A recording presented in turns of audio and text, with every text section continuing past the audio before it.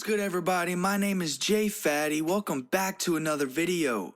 Today we're going to talk about adding delay to your drums to get that extra sauce, okay?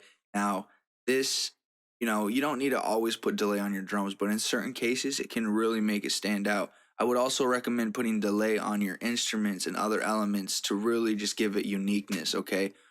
So we have this drum loop here.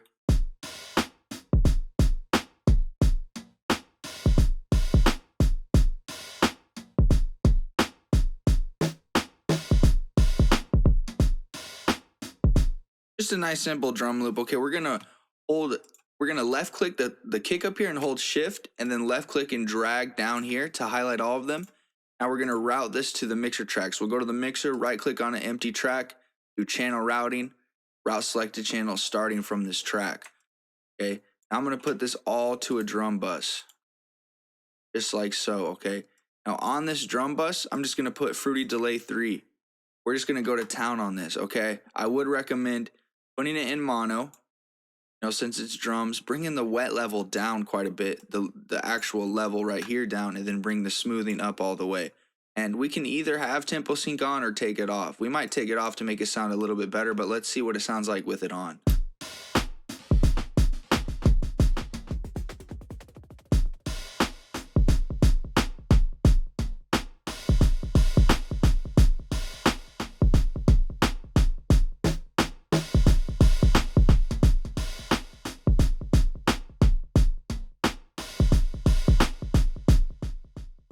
That already sounds dope. Let's add another delay, okay?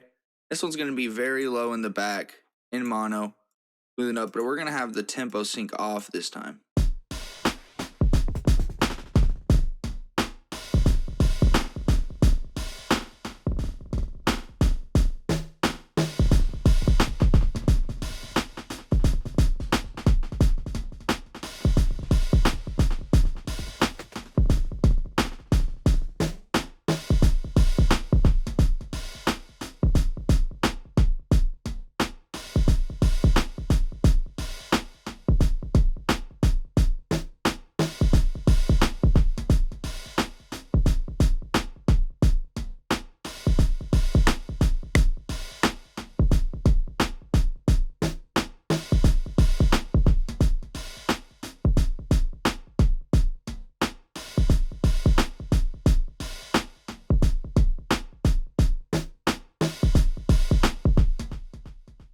See, that already sounds really saucy and dope. And you can mess with the mix level knob right here in the mixer as well, to choose how much or how little the effect is actually going on in there.